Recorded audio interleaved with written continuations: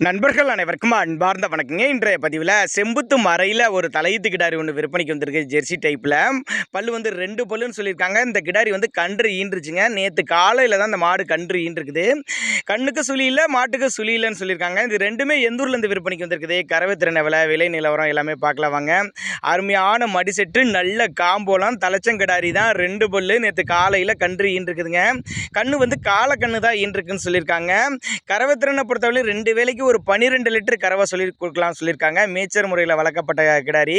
எல்லா கிளைமேட்டுக்கு கொண்டு போனால் அடாப்ட் பண்ணிக்கும். அருமையான காம்போலாம், தண்ணி தவளுக்கு எந்த ஒரு பிரச்சனையும் இல்லை. தண்ணி தவளும் நல்லா அருமையாக எடுத்துக்கும். ஆண்மீன் யார் வேணாலும் பிடிச்சிக்கலாம். கட்டுத்துறைக்கு ஏற்ற கிடாரிங்க. டிரான்ஸ்போர்ட்டோடு அரேஞ்ச் பண்ணி கொடுத்துடலாம். இந்த கிடாரி விற்பனைக்கு வந்திருக்க இடம்னு பார்த்தீங்கன்னா சேலம் மாவட்டத்திலேருந்து விற்பனைக்கு வந்திருக்குது. சேலத்தில் தான் டிரான்ஸ்போர்ட் அரேஞ்ச்மெண்ட் உண்டு.